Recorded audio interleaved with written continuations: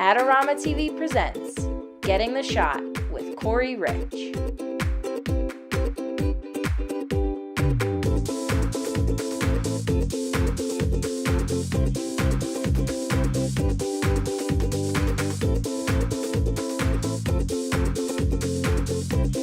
Hi, I'm Corey Rich, and you are watching AdoramaTV. Adorama is the place where I buy all of my equipment for my photography and video needs. Today, in this episode of Getting the Shot, I'm going to talk about why I love backlight. Really, the difference between front light and backlight. In lighting conditions like this, now it's a fall day in the Sierra Nevada mountains, and the sun is actually pretty low in the sky, but still, between about 10 a.m. and 2 p.m., the sun is pretty high in the sky, and when you shoot front lit, it's pretty harsh. There's kind of shadows under the eyes. It's raccoon-style eyes. Really, it's just a washed-out light. It's pretty darn bright. Now, by simply switching positions and pointing your camera in the opposite direction so that the sun is actually behind your subject, it allows you to create a shadow on your subject's face and have controllable light with a nice rim that separates your subject from the background. The other beauty of shooting backlit is that your exposure is consistent. Once you meter for that shadow, that's it. It doesn't change. So you can see their eyes, you can see detail on the face, you can see detail on the product or the wardrobe that your subject is wearing.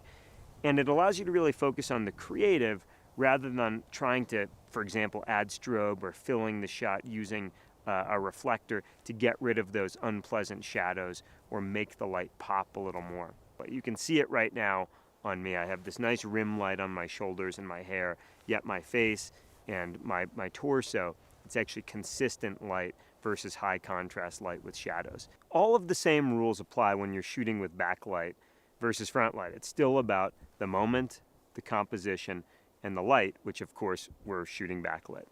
Now, when I'm metering for backlight, I'm actually just metering through the camera, TTL. I'll shoot for the shadow, I'll check the back of the camera, and once I've locked in that exposure, the beauty is, even if the brightness of the sun goes up or down slightly, it barely affects your shadow.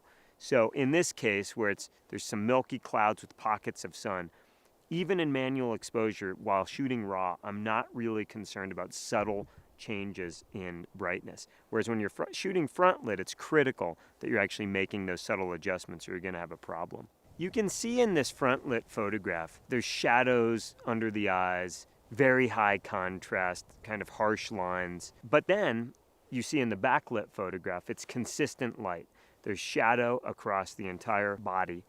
I can see the eyes, I can see detail in the face, I can see the product if that's what I'm trying to capture.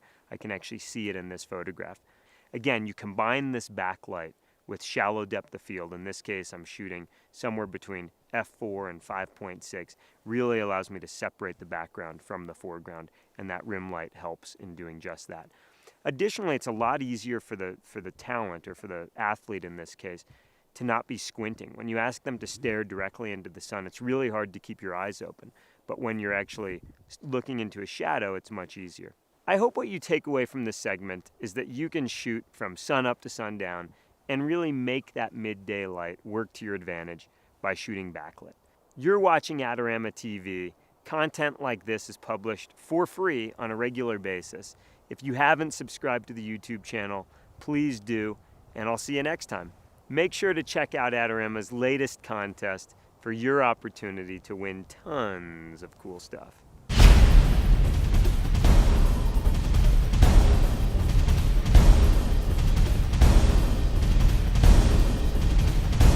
Do you want great-looking prints at low cost? Be sure to visit our easy-to-use online printing service.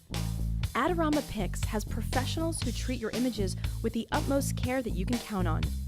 For a quick turnaround on photos, cards, or albums, use AdoramaPix.com.